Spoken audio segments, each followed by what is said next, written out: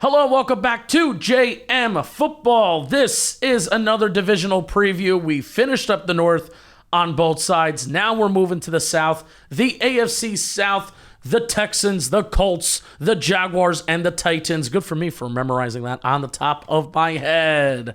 We're on the road to 50,000 subscribers, so why don't you like this video and subscribe. Appreciate you watching. Dalton, Philly.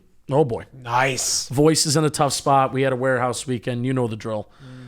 Amen, brother. So Voice is in a tough spot, but we're going to start off with the Houston Texans. Who are they in a tough spot? I don't really think so. But They're actually in an easy spot. they're in an easy spot because they're in a very easy division. They're in a very easy division, Yeah. but they frustrate me as a football team, and I don't necessarily know where I fully lie. Am I high on them? Am I low on them? I think I lean towards high because I love C.J. Stroud. But last year, they finished with a 10-7 record. They lost in a divisional round in the playoffs to the Kansas City Chiefs by a score of 23-14. They did win a wild card round in a game that I thought that they were going to get their ass kicked. But they actually kicked some ass because they have a really good pass rush and a really good defense. This roster is talented. We'll talk about it. They were 21st in offensive EPA per play, and they were 6th in defensive EPA per play. Their defense was really good last year, Dalton, Philly. But C.J. Stroud takes a little bit of a nosedive in year number 2. Why don't we talk about it? I mean, it's shocking. Like, we talk about the sophomore slump for some players, and CJ Stroud really did go into that. He played 2 more games in his sophomore year, but he wasn't nearly as productive on the statistical side. He threw for 4,100 yards as a rookie. As a rookie, Justin Penik, this was one of the best rookie seasons we've seen from a passer in NFL history. Following year, 3,700 yards. He had 23 touchdowns in his rookie season to 20 this year. The biggest flip, CJ Stroud, 5 interceptions his rookie year. That was the biggest thing with him. He was not turning the ball over, and he was very much limiting those turnover-worthy plays. Last year in 2024, that wasn't the case. He threw for 12 picks, and his turnover-worthy play did rise from near the best in the league to mediocre at best. I think the biggest thing, right, is going to be CJ Stroud, because when the Texans had that the second overall pick, they were playing for the first overall pick. Shout out the Indianapolis Colts letting that Hail Mary happen. They get C.J. Stroud with number 2 overall. He turns that franchise around right away, and they're back to being a playoff caliber team.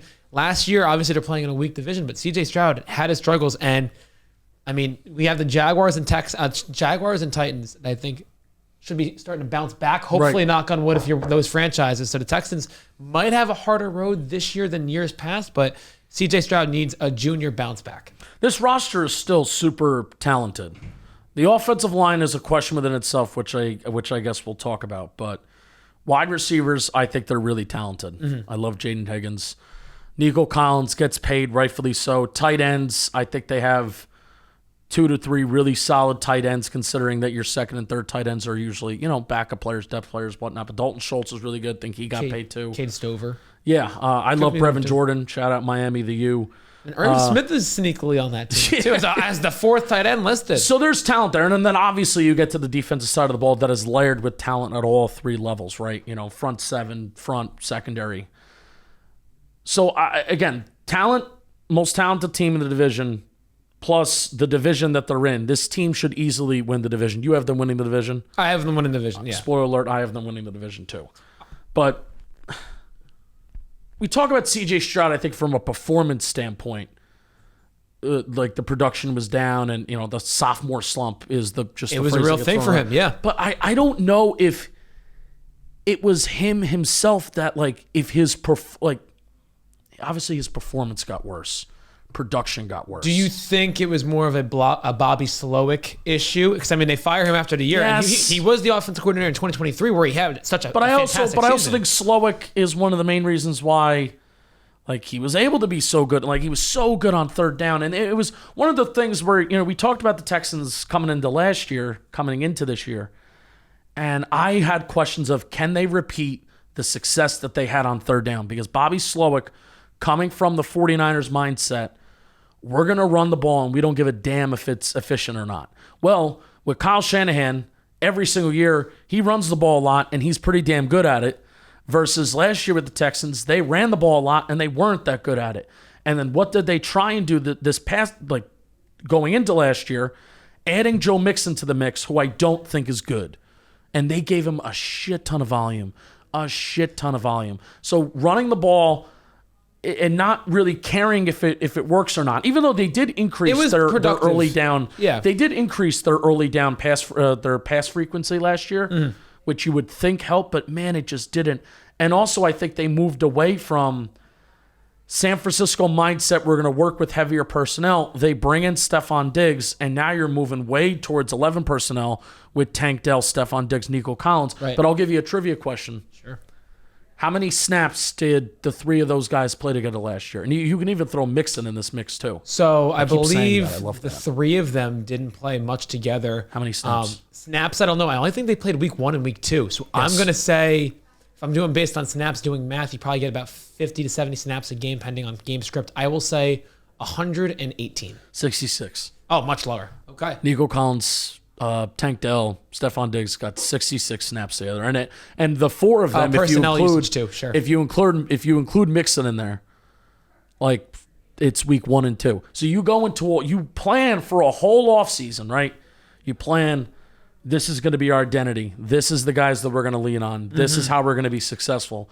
And then you snap your fingers, and that plan is thrown out the window. So that's where I think Stroud deserves credit. Yeah. I think Stroud deserves credit. Like, hey, you're still guiding your team to 10 wins, and there's another quarterback in this division who, despite playing in a weak division for his whole career, has not won football games and be talking about him later. should have high expectations. So that's where I think Stroud does deserve credit. But I still think Stroud is good. And this is going to be a huge year if he can get back to some of the rookie year production. I still think the quarterback shit is good for Stroud. The production wasn't good. I think offensive line was horrible. If you look at quarterback shared responsibility for pressure, I think Stroud was 7th in the NFL with the 7th lowest in QB shared responsibility. Off of that, we're talking about the offensive line. Obviously, you trade Laramie Tunsil this offseason, but one of the biggest stats, reading Warren Sharp's book, I'm a big reader. We're both big readers. We love doing our research. Stroud faced the 25% disruption pressure rate. That's the highest in the league. Basically saying the offensive line was allowing these pass rushes, whether it's blitzers or one-on-ones or stunts, whatever it may be, they're getting to C.J. Stroud, and it's very much disruptive, and it's impacting the game on the offensive side of the ball. You move on from Larry Tunsil, but not only that, you lose 2 starting guards in Kenyon Green and Shaq Mason. So there's going to be a little bit of a revamped offensive line. They struggled last year, and we'll see what that looks like in 2025 because you bring in Trent Brown, Ed Ingram, and Laken Tomlinson. That you always mix up with Tyler Conklin, which is tough. Hilarious. So I do think CJ Stroud will have a much improved 2025, but I'm curious to see if that offensive line does the same thing. I hope. New offense coordinator, and I love that D'Amico Ryans is picking off we're going to pick off a Shanahan tree, and now we're going to go to the McVay tree and see if that works, because it's worked for Todd Bowles, picking off the McVay tree. And I honestly think it'll also work for him. The more guys you can pick off those trees, and especially, if the Shanahan one doesn't work, go to the other guy in that other division. That's pretty damn good. So Penik, I will say, I love it. Penik, one of the biggest things is the identity of the defensive side of the ball. D'Amico Ryans really gets these guys going. They are number 4 in points off of takeaways, number 5 in takeaways, number 5 in turnover EPA. So we had some question marks about that offense in 2024, now going to 2025. The defense, quite frankly, is still in a pretty darn good spot. CJ Gardner-Johnson you bring in, but he gets banged up. Looks like he's going to miss the majority of the season now, if not all of it, from the preseason injury. They can't get a break with injuries. It's already starting. So, this defense, not much change outside of that, and I'm really curious to see how they look next year because they've been dominant the last couple of years with D'Amico at head. This is a defense that can win in January. As we saw versus the Chargers and last they year. did. And the Chargers come in playing like a better football team. They're more organized. They're more structured. Justin Herbert's worst game was versus that defense. And 4 picks. And it's because it's the Chargers are still kind of early in their roster development and what they're trying to do over there. And I'll tell you what the postseason kind of comes down to sometimes is, Jimmys and Joes. And do you have the talent? And especially pass rush. How has Patrick Mahomes lost both of his Super Bowls? It's because his offensive line can't block, and it's a pass rush that just gets to him. It's the only time that Patrick Mahomes has been – it's his kryptonite, and it's really any quarterback's kryptonite. They have one of the best edge duos in football. Yes. Will Anderson, Danielle Hunter, Derek Stingley is a top 5 cornerback. Kalen Bullock, rookie season at 5.92. So they have so many guys on the defensive side. I think they could be very much disruptive come January in the playoffs. So, if that defense continues to do what they do – if they're even a little bit more disruptive, turnovers are always I always like to say that turnovers are a tough thing to repeat, but then usually the teams like the Steelers, the Cowboys under Dan Quinn, I think the Bills were in this mix too last year. Like the defenses that, like you always say, oh, this team can't repeat turnover luck, but guess what they do? Like the Steelers do every single year, and that's how the Steelers win 9 games every year, is because they get turnovers at good times, and it's witchcraft and magic and shit like that. So maybe the Texans can get on top of that, but also that offense needs to be better. One more stat that I want to talk about, Dalton, with the Texans and the offense, and then we'll move on to X factors and over-unders and things like that. Do you know what I called them last year? Who, the Houston Texans? Yeah. I do not. The Houston 3rd and long Texans. Oh, jeez. Because you would just, you would watch them, man, and you would blink. You would go down on your phone. You go up and you get up to take a shit or whatever, and you come back. It's 1st and 10, and they're driving, right? Maybe Joe Mixon 1-yard run, incomplete pass, 3rd and 9, or like a penalty, something. And then you just look and like, how the fuck are they in 3rd and 17? It's just all the time, man. The Houston 3rd and long Texans last year, and this is why it was a little bit of an issue in 2023, and then it just blew up in 2024. It's like, and CJ Stroud just can't repeat the same 3rd and long magic that he did and he had his rookie year. They got to help him out. And also, he may just have to be better on early downs too. The Texans had the 2nd most plays on 3rd down in 2024, only trailing the Browns. Not a healthy offense. The 3rd longest average to go distance at 7.7 yards. Wow. They were 24th in first down rate on 3rd down. 28 sacks on 3rd down, only 1 behind the Bears. And that's where it made me look, well, it's like, well, is Stroud responsible for those sacks and pressures? And mostly not. Stroud and like Joe Burrow right next to each other in QB responsible pressure rate. So we'll see, man. Excited. I could talk about this team so much more. They frustrate me. They traded away Laramie Tunsil. I would ask why in the offseason, and we simply just told penalties, which I think is bullshit. 19 penalties, I get it's a lot, but for a team that had such trouble protecting their franchise quarterback last year, to trade away your franchise left tackle, sorry, you're pissed off. Not good enough for me. They got a haul, man. They got a 2nd-round pick out of it.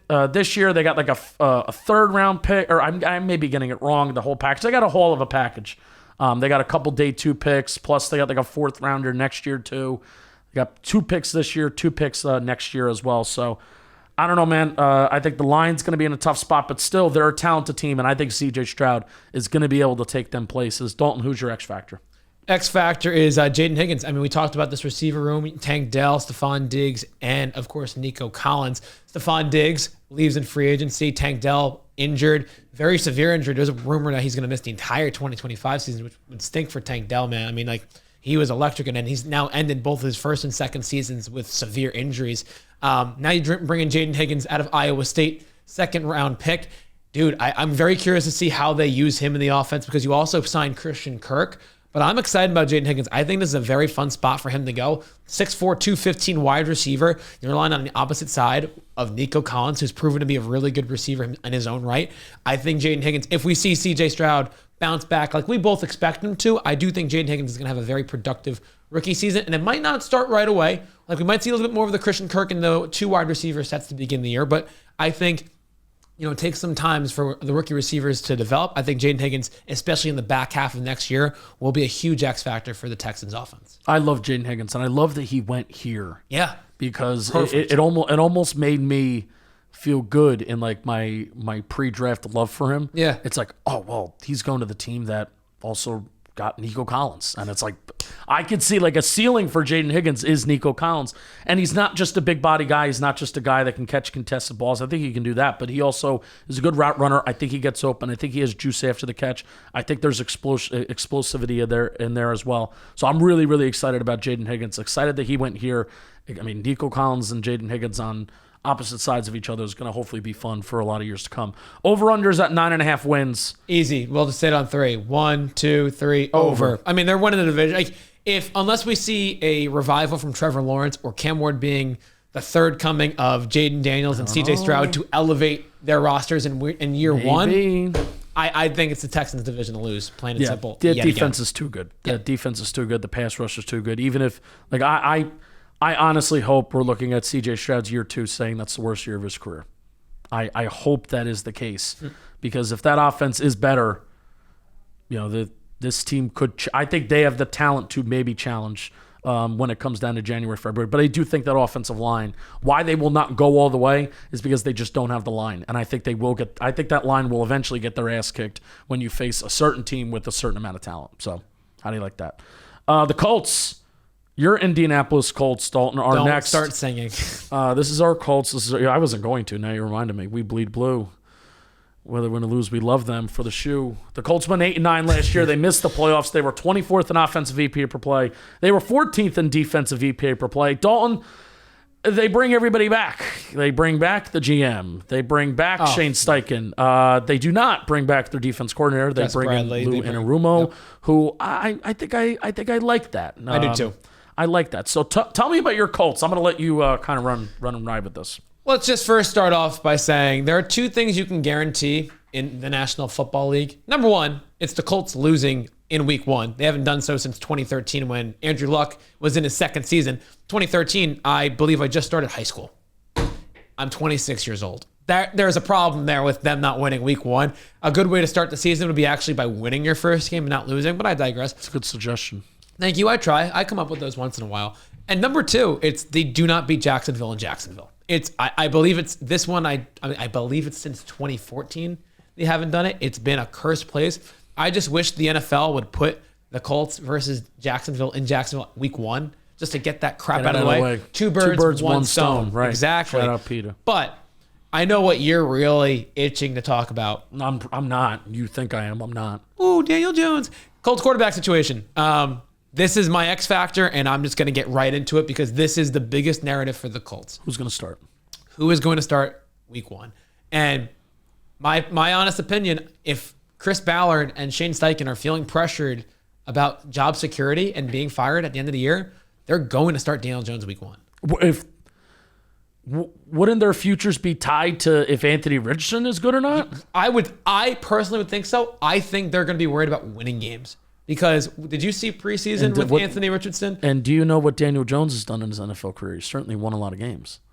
At 2022, you always one year. You always like to mention that to me. You know what Anthony hasn't done? Played 1 year basically. He's made 15 starts in 2 years. He's barely played four games in a row. He's barely played a whole month. Now let the record show. I'm an Anthony Richardson truther. I want Anthony Richardson to start. And as you said, Justin Penik, the Colts should start Anthony Richardson. He is, I still believe, one of the youngest quarterbacks in the NFL going into this year. It's his third season. They have to protect him better. He's got to protect himself better. Yeah. I think that's the biggest thing. Every time he's gotten hurt outside of this preseason finger injury, it's been as a designed runner. You have to use him as a designed runner. That is his bread and butter. That is his caveat. But that said, highest interception percentage last year, lowest completion percentage last year. Two big red flags. I trust Shane Steichen and Jim Bob Cooter to get Anthony Richardson right. It's year three. Sometimes it takes a little bit for quarterbacks to develop in the National Football League. And I understand there's not always that time allotted for front office people and coaches to get these quarterbacks right in a timely manner because you got to win now. And that's the thing. I don't think Daniel Jones gives him that much of a better shot. No. I really don't. I will tell you that no. And he plays safer. And I think for Colts fans watching, my comparison is when Jacoby Brissett was on the team starting for at quarterback, and I believe this was 2019, the year after Luck retired. Jacoby Brissett was a decent quarterback. The problem was he was very gun shy. Yeah. He would do everything before the sticks. He would not take shots downfield. That is what we're going to get in Daniel Jones. Anthony Richardson, kind of the opposite. Makes his mistakes. I don't want to compare to Jameis Winston, your guy now too. But he will take chances for good or for bad. And I think when you're a young quarterback, you have to take those chances. Bright side, Jonathan Taylor comes back. Triple Crown winner in 2021, has his best season since then last year. Colts run game's great.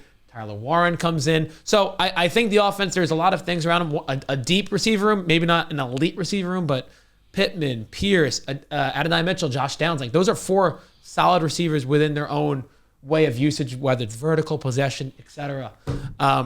Man, I'm worried about what the Colts are going to do. And as you've noticed, and sorry for ranting here, but like it's your team. It's my team. This is our Colts. Like when I've said about giving a chance against the Texans, I have zero hope for the Colts. I want to be wrong. Like I think the Jaguars and Titans will put up a better fight because T-Law is getting healthier. I like what they've done on the offensive side of the ball. Hopefully we'll see. Titans, Cam Ward, and I think they're going to get right pending head coaching situation. Man, it's the X factor. My biggest fact is rate of passes traveling beyond the 6, as I alluded to. Anthony Richardson, number 1 in football. Daniel Jones, number 42 in football, out of 44 quarterbacks that were qualified. I don't know, man. Tell me about Daniel Jones. Make me feel better. I mean, you hit the nail on the head. He's going to do a decent job at taking care of the football. He's going to really play it safe. I think Daniel Jones is going to do the right things, say the right things. I think he's going to make coaches feel like this. He's going to make coaches feel comfortable. That's the great way to put it. Worried about your job. I mean, I think the story is written on him and who he is and what he does. I think he provides some stuff as a runner too.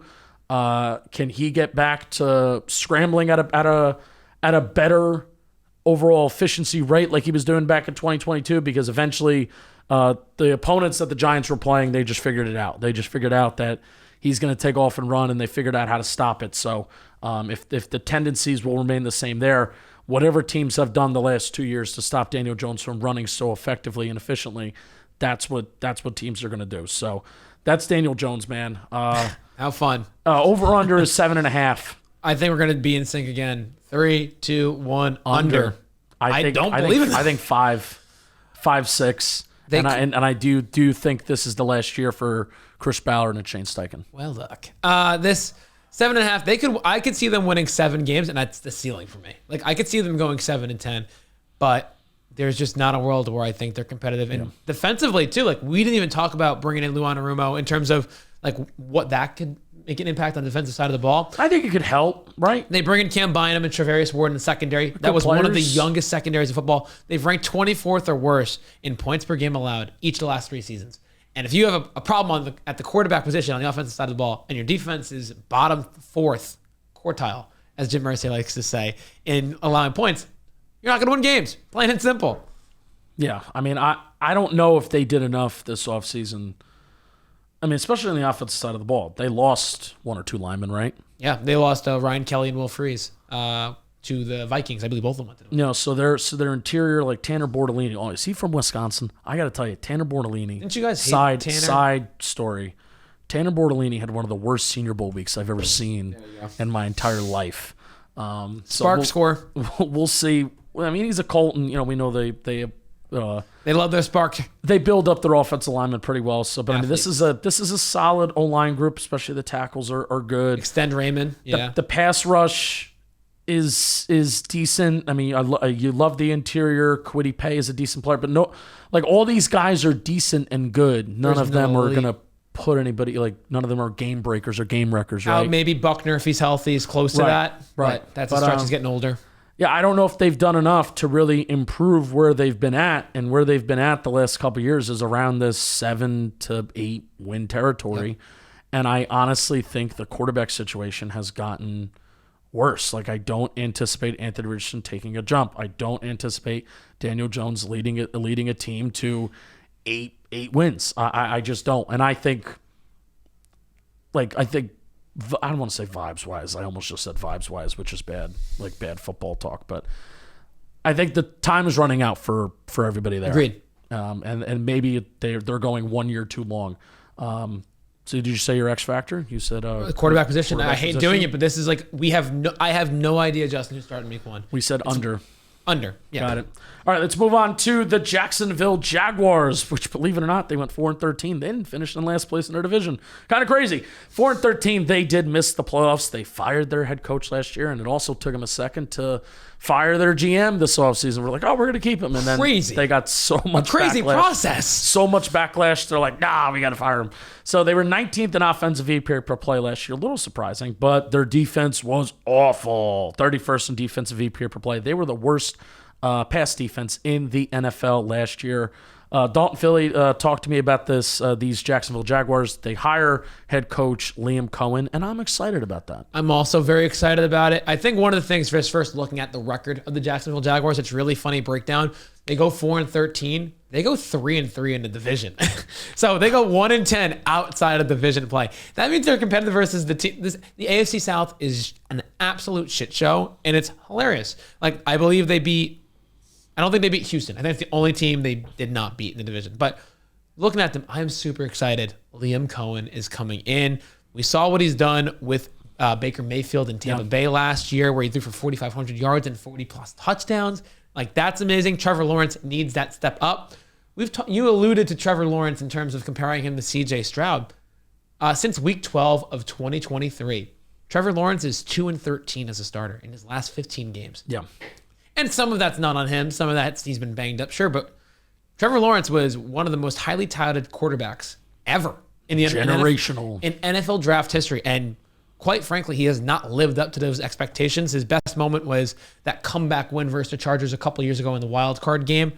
But looking now past all of that, they ranked bottom 3 in offensive first downs last year and defensive first downs last year. You're not moving the chains and you're allowing the chains being moved against you. You're not going to win games. And I think my biggest coaching X factor for the Jacksonville Jaguars on the offensive side of the ball is maintaining possession of the ball. They ranked last in average time of possession last year. They're the only team to have possession of the ball under 27 minutes of gameplay, excluding overtime. That's bonkers. That's tough. You're not going to win the game if you don't have the ball on the offensive side of the ball. You have Brian Thomas Jr., Tank Bigsby, Travis Etienne. We're going to see how that running back room works out. You draft Travis Hunter 2nd overall. There's a recipe to success for this Jaguars offense, and I'm excited to see them play. Yeah, what's going to come down with Liam Cohen, along with all these offensive geniuses, is: are you a leader of men, or are you just a good offensive mind? That's gonna be the main difference, at least for him. The nice thing about Jacksonville this year, I think there are 0 expectations. Yeah, there's 0, and I think this over/under of 7.5 is a little high, but also maybe not, because you have a weak division and things like that. Like, the roster is. There's somewhat talent here, especially on the defensive side of the ball. I like their front. I like their pass rush. I think they actually did a good amount of work trying to upgrade that secondary, which I think that was their main problem heading into last year. Yes. Is that, all right, we're just going to run it back again. Like, that defense in 2023, whenever they had success. When did they have success? 2022? No, 2023, before Trevor Lawrence got hurt. Remember, they had like one of the best records. Oh, yeah. in the They AFC? were like, yeah. And then it's like fell apart. Their defense, it's like, oh, our defense is awesome. We're just going to do that again. It was 23, yes. And then they just really didn't. They really didn't. They bring in Jordan Lewis. They bring in Eric Murray as well. Obviously, they draft Travis Hunter. Oh, I even love bringing in Dennis Gardeck. Hell yeah. That's they drafted him. Underrated. Oh, no. That's from the Cardinals. Long hair, 45. Right. Underrated move. I fucking love that. But I don't think there's any expectations, because Trevor Lawrence is here at least for another 3 years contractually. Like, you can't do anything with Trevor Lawrence. And be with the new regime, with the new head coach, like, they're still crafting their roster. They're still crafting their vision of what they want their roster and what they want their team to look at. And there's already Brian Thomas Jr. You have Tank Bigsby down here, where you have some stats on him too. Travis Hunter is going to be a unicorn, and I'm so excited to see how he's going to be used, maybe even a little bit more offensively than a lot of us thought as we were preparing pre-draft, right? So I just think there's no expectations for them. But I will say, for Trevor, like I mentioned earlier, the main difference, I think, between like Stroud year 2 and Trevor Lawrence throughout his career is that Stroud, despite injuries around him and things not going right and having, offense coordinators that aren't maybe not doing some great things, CJ Stroud still found a way to win 10 games. That may be a little bit unfair because DeMeco Ryans is, I think, a better head coach than what Trevor Lawrence has had. That roster is better than things that Trevor Lawrence has had around him. There was Urban Meyer year 1, and CJ Stroud never had to face that. So I do think sometimes the criticism for Trevor Lawrence is really unwarranted. I still do think that Trevor Lawrence does good quarterback shit, kind of like I was saying with Stroud. But also, it does get to a point where you're paid that money. There's an expectation. You got to lead your team to better success, wins-wise. And I know wins is a horrible QB stat. But wins-wise, you do kind of have to lead your team better than what he's done. It's what it comes down to, baby. Like, W's. Like, that's what ultimately everything comes down to. Like, it's an awful stat when you talk about quarterbacks and quarterbacks alone, but basically the quarterback position, it's the most highly talked about in the positive realm with the media about being, oh, you're this great guy because you're winning games, or you get the most crap for unknown reasons, right? Yeah. Like it's the highs and lows, you get it. Defensively, I do love your point about the pass defense because it was literally the worst in football. They finished last in yards per attempt allowed, and you're going to love this because I know we talk about this a lot, explosive play rate allowed. You're allowing these explosives on the defensive side of the ball. You're going to give up points. And that's What's the exactly percentage? Do you have the percentage written down? 11.6. So that's more than 1 out of every 10 pass plays. You're allowing a pass play of 20-plus yards. That's insane. Yeah. And sometimes your saving grace is turning over the ball, causing turnovers. Didn't do that. 9 turnovers. Worst. Yeah. Last. Like, that's horrendous. So if you run 70 plays a game, you will have 7 explosives. It's horrible. Not great. It's horrible. 70 pass plays, at least. X Factor, I think it's kind of easy, at least for me. It's just Travis Hunter because I'm just super curious to see how they use him. Like, James Gladstone and company gave up a freaking haul to move up to the 2nd pick. They gave up the number 5 pick, a 2nd rounder from 2025, a 4th rounder from 2025, and next year's 1st to move up 3 spots from number 5 to number 2. They also got a 104 last year and 200th last year, too. So, Travis Hunter, offense, defense, I'm very curious because he's going to be a little bit of a unicorn, like you said. I'm pumped to see how he's used within the offensive side of the ball and the defensive side of the ball. Yeah. Dude, I forgot how much I love their off-ball linebackers, too. Devin Lloyd. Oh, Utah. Foy Said Olukan. Oh, from Atlanta, for the Falcons, sure. Devin Lloyd, go get your bag this year, man. 1st-round pick from 2022. Need him better in coverage. Probably picked up his 5th-year option. I hope they did. Need him better in coverage. He's a good run defender. And so is Foye, honestly. So, like, they should be decent against the run this year, you'd hope. Like, because they were okay last year. It's just going to be the pass. Have a year, Jacksonville. Surprises. Over, under 7.5. What are you going with? I'm still going to go under. I think I'm going to go under 2. I think they're like a 6 to 7 win team. And who knows if T-Law just breaks out and has one of the best years ever.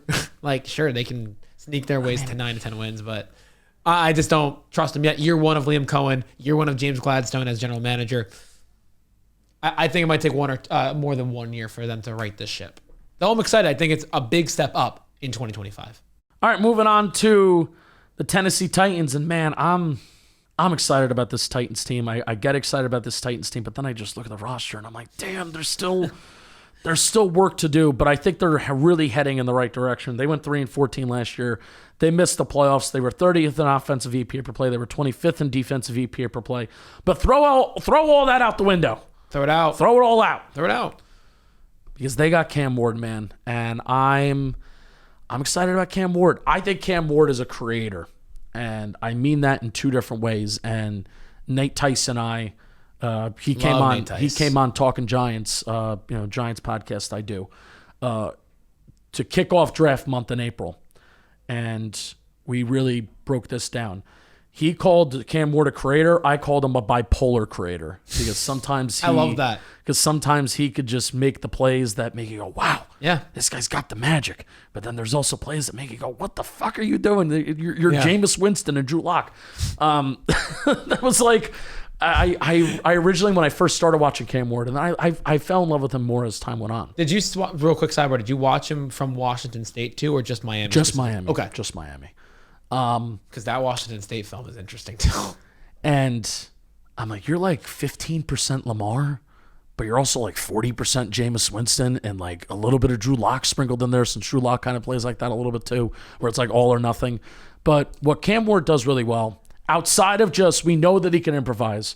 We know that there's some big arm throws. We know all that. But Cam Ward creates from within the pocket too. And this is something that's lost in, I think, the evaluation of any quarterback that can run and scramble like this. And it's a very similar thing with Caleb. Like, Caleb is, he just makes magic big arm throws. It's like, no.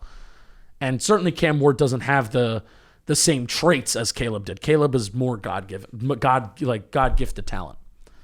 But Cam Ward, even from within the pocket, throws with anticipation, throws guys open, does all the stuff that I think you would want your modern-day quarterback to do and to win within the pocket, but then also he can win from outside the pocket too. Yeah. Run, scramble, improvise, and do those fun things too.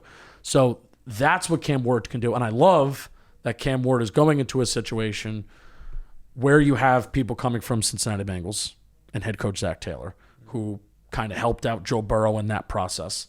which I can see like, hey, if Cam Ward wants to get where he wants to get to in his NFL career, I think it should look more like Joe Burrow instead of like, hey, Mahomes or Lamar running all around, right? Or Josh Allen. I think that's what he should be aiming to do. And also, Dalton, I love what they're doing with this offensive line. I love how they are trying to take care of Cam Ward, even if, hey, Dan Moore, the left tackle, wholly overpay. Yes. But I feel like you have to. You have to. He may not be good, and Titans fans may get mad if he's allowing sacks, but I feel like you have to. Even Kevin Zeitler. The process is right. Kevin Zeitler is a win-now move, but protect Cam Ward. Protect Cam Ward. Yeah, why I sighed and went, when you said it. I took your point, right? No, you didn't take my point. My X factor, for the first time in our 3 episodes we've done this for the divisional preview, was not a player. My X factor for the Tennessee Titans is offensive line coach Bill Callahan. Bill Callahan is one of the highest regarded offensive line coaches in football. He is, I believe, outside of probably Jeff Stoutland, like the second most acclaimed offensive line coach. It was a big deal when his son gets the job in Tennessee. When Brian Callahan gets a job, he asked respectfully to the Bengals saying, hey, can I take my dad as my offensive line coach? Because when you have... And that's awesome. Yeah, and it's awesome because the thing is in the NFL, when you are trying to hire someone from a lateral position, you have to request permission to interview that person. Bengals obviously accepted and he gets the job, so it's really cool. But the process in the offensive line, Penik, you nailed it, man. Like, you bring in Dan Moore, it probably is an overpay. I didn't love that signing, but I understood why they did it. Yeah. Trying to protect Cam Ward, that is the purpose. You bring in Kevin Zeitler, right? Lloyd Cushenberry is a respectable center. I think he's good. I think he's awesome. I think we're going to see the best of him this year because now you also have Peter Skoronski, former first-round pick, J.C. Latham. like him. This offensive line, they had their problems last year. But now you bring in, there's 2 new guys, especially Zeitler, really pumped about that. But Latham and Skoronski, you've really invested in the offensive line, protecting Cam Ward. That is always the first right step in how to help your rookie quarterback early on in his career. Yeah, the weapons are tough. An older Tyler Lockett, Van Jefferson, Calvin Ridley. Like, I think Calvin Ridley's good, but, I mean, if he's your number 1 guy, I don't know. So the weapons are tough, and they have, like, there's work to be done there post this year. But the line should keep him alive, and I think Cam Ward, like I like Cam Ward, I really do, and I also love Denard Wilson, defense coordinator. DC, I love Denard Wilson. He was linked to the Giants job, right, when it opened up. Yeah, but then obviously, you don't want to go to a lame duck head coach, and you know that situation with the Giants. So go to a new situation in the Titans with the new staff and whatnot. Obviously, the defense and the performance wise wasn't really where you want it last year, but. I still think like I think this was Joe Burrow said this on quarterback. That Titans defense, they were a pesky unit. Like they're a tougher defense than you think, even if the numbers don't really indicate it. And they made some changes, they made some upgrades this offseason too. I think their front is pretty damn good. I love Devondre Sweat. Jeffrey Simmons is obviously still there. Is one of the most underrated. Somehow he's still, I think, one of the most underrated defensive linemen in football. He's one of the best guys, and he does not get the national love that he should because he is top 3 in my opinion. Like that is how good this guy is. Yeah, they need to get more pressure on the quarterback. You talked about that. Yep. They were 29th in pressure rate, 22nd in sack rate. Oh, they cut Harold Landry. Lorenzo Carter retired. That's fact. Your guy. He retired. They brought him in, and then he retired. He's out. You get your own Carter back on the Giants anyway. Yeah, that's I'll certainly take that. Did they wear the same number? I forgot to mention. This is how my brain works because I was sometimes spew some information, but I forgot to mention for my offensive line, my X factor point. Titans quarterbacks operating in the clean pocket. Yeah. Lowest percent last year in the National Football League. Wow. So they are trying to address that for the rookie quarterback. I love that. I'm sorry I derailed us. Back. Well, no, and hopefully with Cam Ward, you're not taking bad sacks because I have a feeling that's Will Levis holding onto the ball. Mason Rudolph, too, potentially. These guys kind of holding onto the football. But yeah, Mason Rudolph kind of, I don't know, like leading teams to decent spots. But they were last year. Speaking of like Mason Rudolph. They were 2-6 in one score games. Like it's not like they were getting blown out consistently. They were in a lot of these games and they just couldn't win them. That could flip if it goes to 500. If it goes to 5-3, your season may certainly look a little bit different. So 100%. I think roster wise, they still have a little way to go, a little bit of ways to go. I like what they're doing offensively, especially trying to help Cam Ward. Dalton, the over under is 5.5. I want to go over because I believe in the Callahans. I believe in Denard Wilson. I believe in Cam Ward. And I'm excited about what they can create. So are you taking the over? I'm taking the over. Because I am also taking the over. We just went 4 for 4 in the AFC South. Yes. Streamers, party, go nuts. We have the same thing. I think we should rank the division. Yeah, how are they going to finish? Because we are taking the over on the Tennessee Titans too. So Texans won. Texans won. 2, Titans. Shit, I think I was going to do the same thing. Are you? That means they have to win like 8 or 9 games. No. No? I can win like 6 or 7. Didn't we go? Oh, no, we both went under on Jacksonville, right? Yeah. So who do you have 3, Indy or Jacksonville? I have Jacksonville. Well, no, I'm still deciding on 2. Fuck it, I'll go. I would have, because since I went under on, I'm going Titans 2.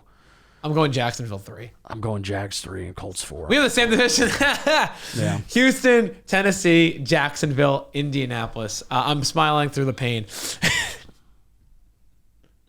Sorry, Dalton. Yeah, that's all right. Hey, exciting new search for a head coach and GM. That's always exciting in January. No, I like Ballard though. It's just do your Ballard impersonation to end. well, look, we have a lot of good young players. We love Anthony. He's a quarterback. He's an athlete. He's mobile, but he's just got to play. He's got to play sports. And I just want to say one last thing, Justin. Guys, I appreciate you for watching. Like, comment, subscribe, share it. Share this video. We're on a mission for 50,000 subscribers. And if we get to 50K before the end of the season, the Colts won't come in last. And my job is saved. Can't wait for Chris Ballard to be on the Eagles front office staff next year, because that's what the Eagles do. Like, comment, subscribe. Like Chris Ballard said, appreciate you. We'll see you next time.